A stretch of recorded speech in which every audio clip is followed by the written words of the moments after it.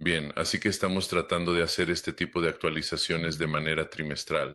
Así que ahora es una actualización del cuarto trimestre. Estamos revisando el primer, segundo y tercer trimestre e incluso un poco de este trimestre. Parte de la información que compartimos aquí es bien conocida, otra información será menos conocida. Sin embargo, creo que es información muy beneficiosa para la mayoría de los CSOs, directores de amenazas, responsables de SOC y muchos otros profesionales orientados a la seguridad que quieren protegerse contra el ransomware.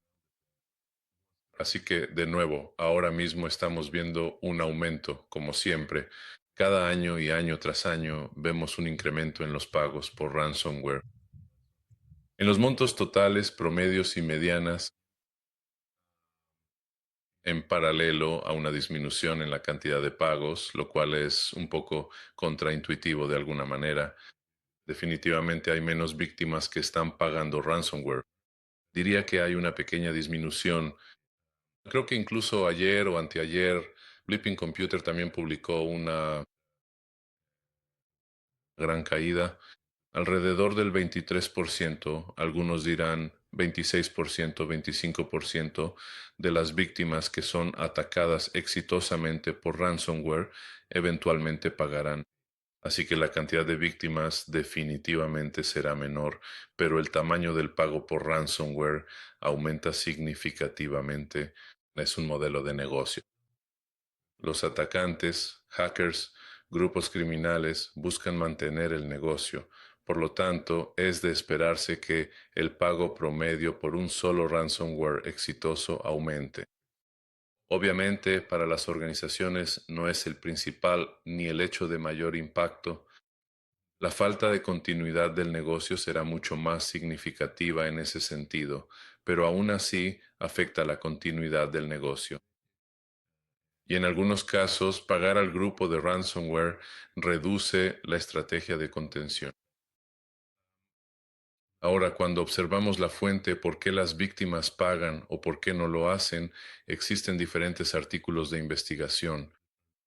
Algunos sugieren que la mayoría de las víctimas que pagan están esencialmente afectadas por las copias de seguridad. Se sabe que las copias de seguridad no siempre funcionan. De hecho, es raro que funcionen. Pueden funcionar para una parte de las organizaciones, pueden funcionar para la organización, pero si están almacenadas en la misma VLAN, pueden funcionar a diario, pero entonces la información crítica de las transacciones no se está guardando.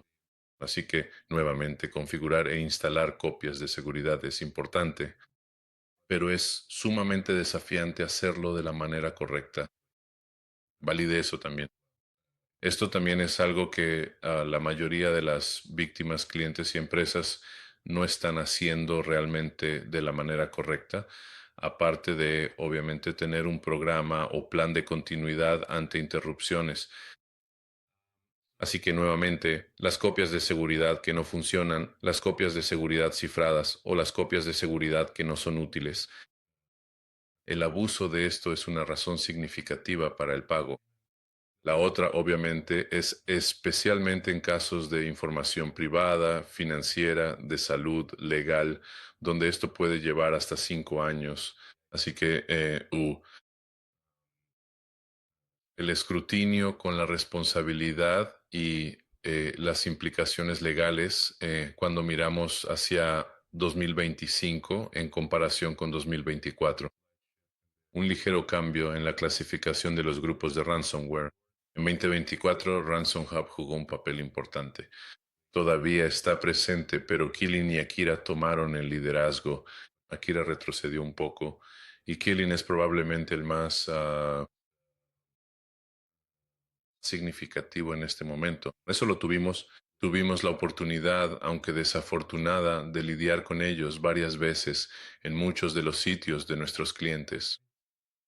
Y lo mismo con Akira, que tiene modos de operar muy interesantes, de los cuales también hablaremos. Club, como siempre, está muy enfocado en explotar nuevas vulnerabilidades de un día o de día cero, en el intercambio de archivos o en no monitorear, como si pudieran ir a cualquier parte, etcétera. Así que tan pronto como aparece una nueva vulnerabilidad en ese ámbito, ellos son expertos en ese dominio y logran una cantidad significativa de operaciones exitosas de ransomware, pero luego esperan a la siguiente, lo cual es muy diferente de Killing y Akira, que están mucho más activos en todo momento. Así que antes de que profundicemos en los tres tipos diferentes de los que quiero hablar hoy, ransomware como servicio, ransomware directo y ransomware sin cifrado, quiero compartir algunos indicadores que ya hemos visto desde el cuarto trimestre, así que es algo realmente reciente. Algunas de estas cosas las hemos experimentado en las últimas semanas en diferentes entornos de clientes, así que creo que es importante, especialmente para que otras empresas estén preparadas para esto. Este tipo de operaciones. En concreto vimos a Akira. Akira es el número 2, como acabo de mencionar, abusando de las vulnerabilidades de Sonic Wall, específicamente las que no están parcheadas en quienes tienen habilitada la copia de seguridad en la nube. Se llama My Sonic Wall. Básicamente están exfiltrando las configuraciones que les permiten, se llama, creo, archivo exp, si no me equivoco, y luego pueden aprovechar esa información para volver a ingresar a través del mismo servicio directamente al entorno del cliente. Keelan sigue explotando algunos FortiGates, aunque ya son un poco antiguos, así que los que no están parcheados siguen siendo relevantes. Así que esas son las entradas iniciales, aparte de la ingeniería social. Lo hemos visto realmente en las últimas semanas. La ingeniería social, quiero decir, la vemos casi todos los meses hasta 2025, pero incluso en las últimas semanas, la ingeniería social a través de Teams se ha vuelto muy popular. Vemos que llaman a muchos empleados de los clientes al mismo tiempo, como tres, cuatro, cinco, seis empleados están siendo contactados por los atacantes a través de Teams, a veces debido a malas configuraciones que permiten llamadas externas de Teams y otras formas de contacto, pero esencialmente esos empleados están siendo contactados por Teams y convencidos de instalar Quick Assist, que viene incorporado en el sistema operativo, lo que permite el control remoto para el atacante y la posterior instalación de los siguientes pasos, que también son interesantes. Pero de nuevo, este es el tipo de ingeniería social más popular últimamente. Obviamente existen otros métodos muy interesantes y llamativos desde la perspectiva del analista de amenazas, que están relacionados con el phishing sofisticado. Pero tuve que detenerme aquí un segundo porque esto realmente logra evadir al menos a uno o dos empleados que normalmente aceptan este tipo de suplantación del soporte técnico y permiten que el atacante remoto se conecte al endpoint. Y algunos de los eventos que analizamos que eventualmente podrían terminar en ransomware por parte de los mismos grupos son interesantes de observar. Diferentes variantes de puertas traseras de persistencia.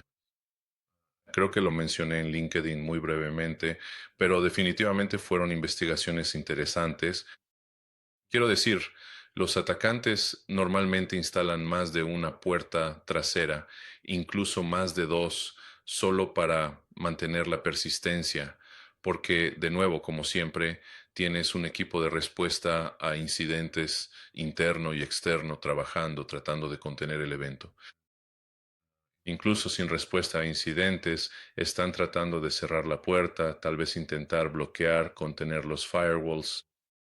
Así que lo que los atacantes están haciendo ahí, dejando una especie de puerta trasera para volver a entrar al entorno, incluso si una de esas puertas traseras es comprometida. Screen Connect fue utilizado de una manera muy interesante en las últimas semanas por los atacantes como un método de persistencia muy sofisticado a través de paquetes de autenticación LSA. Si alguien quiere conectarse conmigo directamente, compartiré esa técnica con ellos. pero nuevamente vimos a los atacantes conectándose directamente desde Screen Connect, desplegando shellcodes, ejecutando comandos y finalmente llevando a un compromiso del entorno. Vimos a los atacantes desplegando paquetes portátiles de Node.js, en algunos casos incluso paquetes desechables, para volver a ingresar al entorno mientras este Node.js está establecido externamente. Lado, lo mismo ocurre con los paquetes portátiles de Java. Incluso sin tener Java, básicamente te colocan una carpeta completa con todas las dependencias necesarias. Java opera como un servicio y tienes una puerta trasera para reingresar. Evasiones interesantes que experimentamos en las últimas semanas y meses, especialmente cuando los atacantes no lograron evadir Morphosec. Después de analizar el EDR, intentan desplegar, este es como el objetivo final, tratar de evitar los controles de seguridad, así que despliegan máquinas no protegidas como VirtualBox. En este caso era un VirtualBox con Windows 7, una máquina antigua con Windows 7, pero hay otros casos de despliegue en entornos virtuales no protegidos o haciendo eso desde un dispositivo electrodoméstico o gateway no protegido. Un porcentaje muy alto de las operaciones de cifrado hoy en día se realizan desde dispositivos no protegidos, gateways, comparticiones de archivos, QNAPs, servidores de respaldo y otros en los que esencialmente no se puede instalar un agente encima de ellos y por eso es muy importante protegerse contra el cifrado remoto de esos dispositivos. Funciona, seguirá funcionando y los atacantes continuarán abusando de ello. Así que esto fue un resumen muy rápido de lo que vimos en las últimas semanas. Ahora hablemos un poco sobre los tres tipos de ransomware que hemos experimentado en los últimos meses.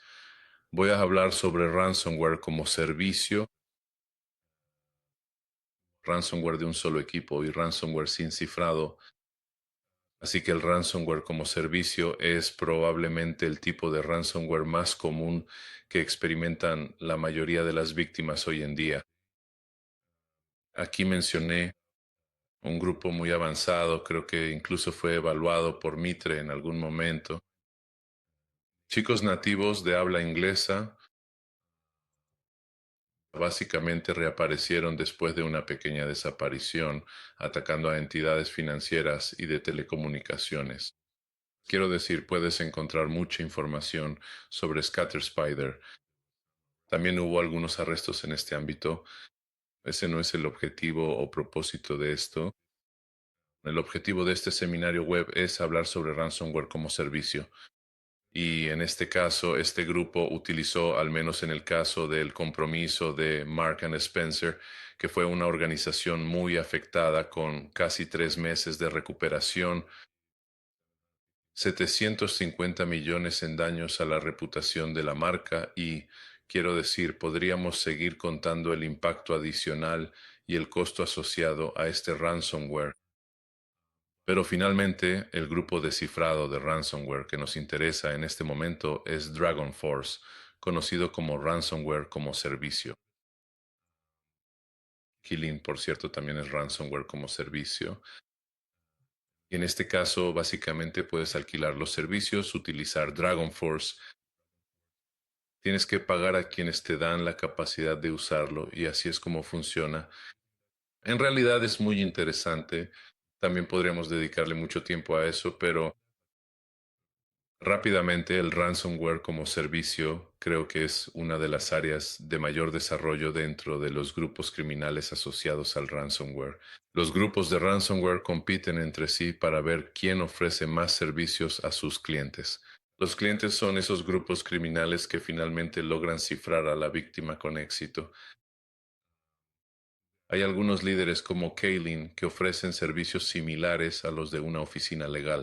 De hecho, pueden revisar tus datos, averiguar quiénes forman parte de tu cadena de suministro, llamar a esos proveedores para aumentar la presión en relación con la exfiltración.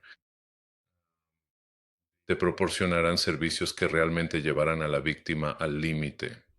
En esencia, harán todo lo posible para realmente convencerlo de que pague el rescate. Ellos, por ejemplo, reciben alrededor del 10 al 20% del pago del rescate y el 80% va para ti.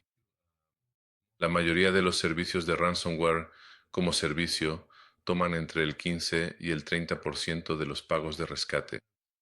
Algunos, como Pay2Key, por ejemplo, toman un porcentaje basado en cuánto apoyas las actividades hostiles contra Israel. Así que si lo apoyas, entonces solo tomarán el 20%, de lo contrario tomarán el 30%. Hay algunos requisitos para unirse y utilizar estos servicios. Pay2Key es probablemente el único que no pide dinero por adelantado.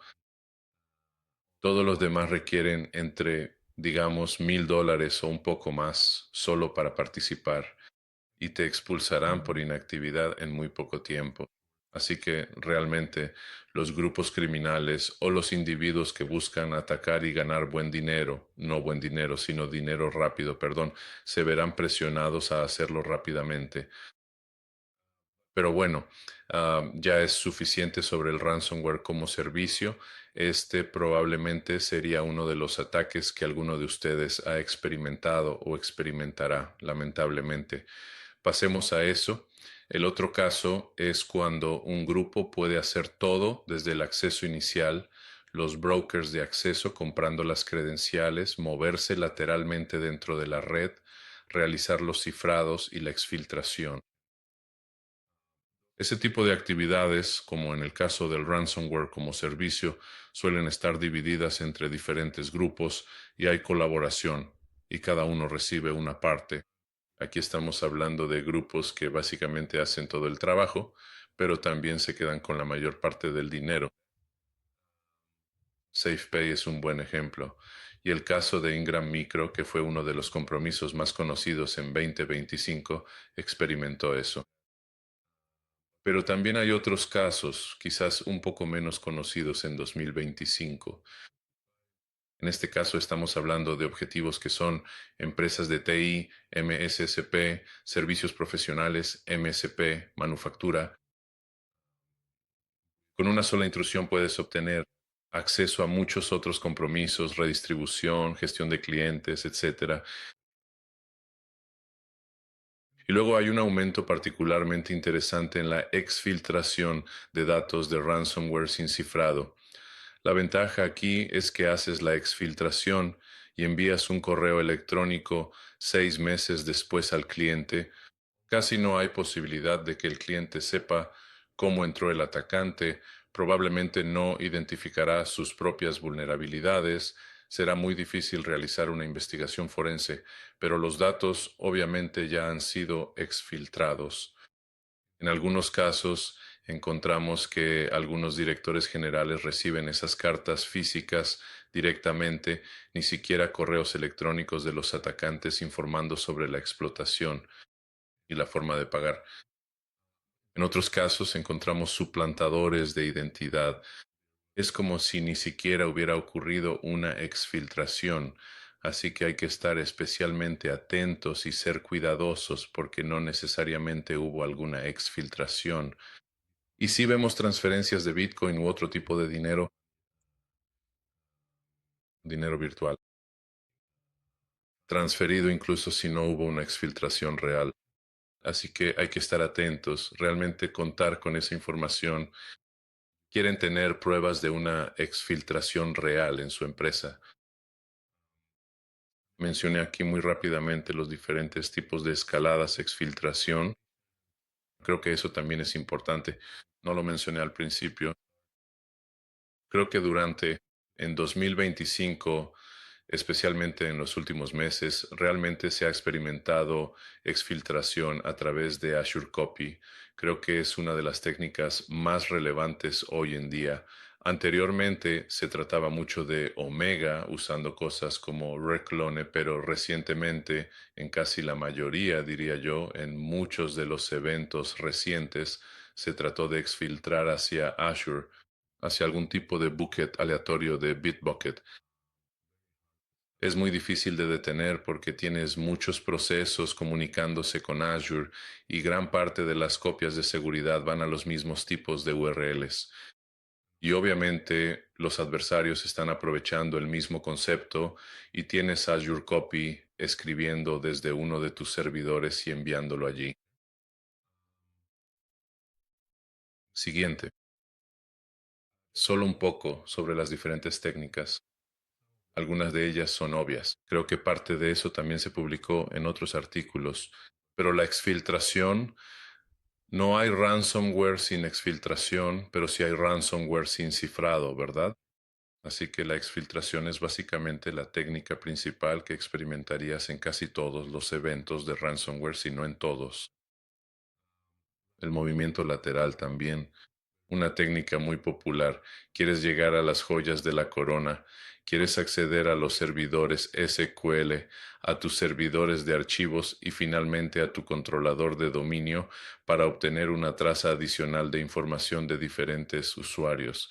El impacto es el componente de cifrado o de destrucción, dependiendo de la ubicación geopolítica en la que te encuentres. Podría ser que el objetivo final sea simplemente destruir tus datos. Pero si hablamos de un ransomware real cuyo objetivo es obtener dinero de ti, entonces sería el cifrado. Y la evasión de defensas.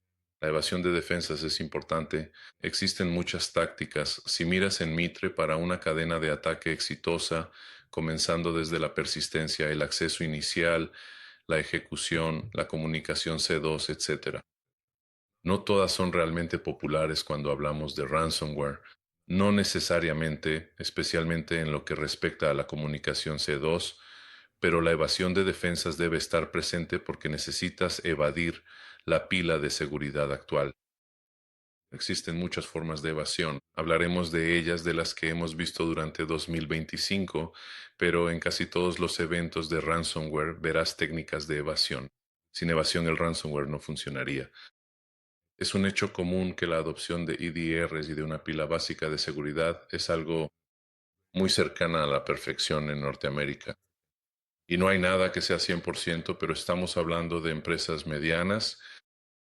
La mayoría de ellas ha adoptado una de las soluciones EDR líderes y sin embargo la cantidad de ransomware no disminuyó.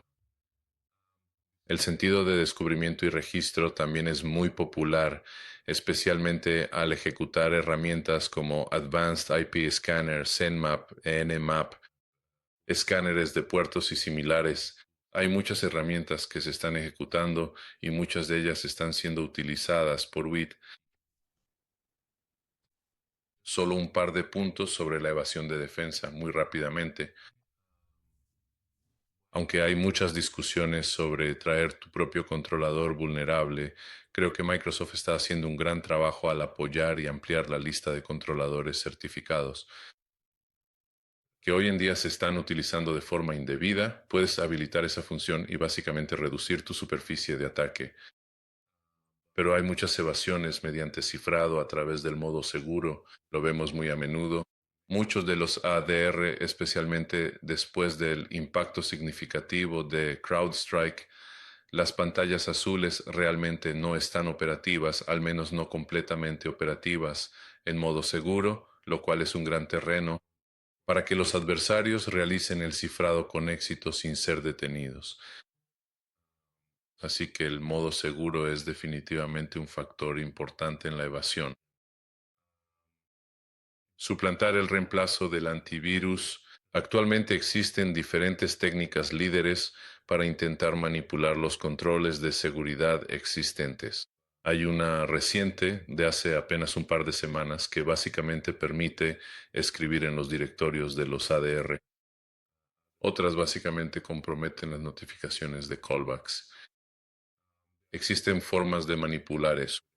Los datos de telemetría que están siendo recolectados por los DDR, como a través de AMSI o ATW. Y si de nuevo no hay telemetría, no hay detección, no hay detección, no hay prevención ni aislamiento. Así que hay formas de manipular el DDR sin detener el DDR. Obviamente, si intentas detener y hacer que falle el DDR, probablemente tendrás alertas rojas en todas partes. Así que los atacantes no hacen eso. Herramientas nativas que intentan evadir mediante el uso de cifrado sin cifrar los sistemas de archivos, ya sea utilizando funciones de borrado, hipervisor, E6i, micro. De esta manera, básicamente, no caen en las trampas del EDR, evitando así posibles problemas. Métodos de cifrado personalizados. Hay soluciones que intentan interceptar diferentes, digamos, de llaves, etcétera. Así que los ransomware están adoptando Golang, Rust, lenguajes de alto nivel, mientras intentan evadir esos mecanismos de hooking y la detección de comportamientos. Por eso tienen tanto éxito. Todo es estático, no hay nada que interceptar, nada que monitorear, así que el comportamiento y las TTPs no están presentes para prevenirlo, así que solo te queda la respuesta. Esto también se sabe que es utilizado y aprovechado por el ransomware. Manipulación del firewall, de nuevo, manipulación desde tu agente para reportar a la consola. Si no tienes visibilidad, no tienes prevención, aislamiento, etcétera. Y muchas más técnicas. No tenemos mucho tiempo para repasarlas, pero esas son solo parte de las técnicas que vemos y que vimos en el... Ahora un poco de poderes de marketing, pero creo que no es solo marketing, creo que también es seguridad, metodología o Biblia de seguridad, al menos según lo que creo que debe implementarse en los endpoints. Y no solo en los endpoints también incluyen servidores de carga de trabajo y máquinas S2 en cualquier lugar donde tengas una pila de seguridad con agentes de seguridad instalados. La seguridad de endpoints, los CDR son muy importantes, los perímetros, incluso los DLPs. El anti-ransomware debe considerarse como una capa igual que cualquiera de esas otras capas. Tienes que ocuparte de la recuperación de archivos, tienes que ocuparte de la encriptación y la exfiltración, mientras que cada una de esas capas se enfoca en un problema. El perímetro, por ejemplo, se centra nuevamente en las reputaciones, IPs, phishing, etcétera. El ransomware es un problema enorme y tienes que poner todo tu enfoque en eso. Y por eso realmente creo que cualquier empresa debe considerarlo como un enfoque por capas y tratar el anti-ransomware esencialmente, además de todas las otras capas. Eso es todo de mi parte, así que estamos abiertos a preguntas.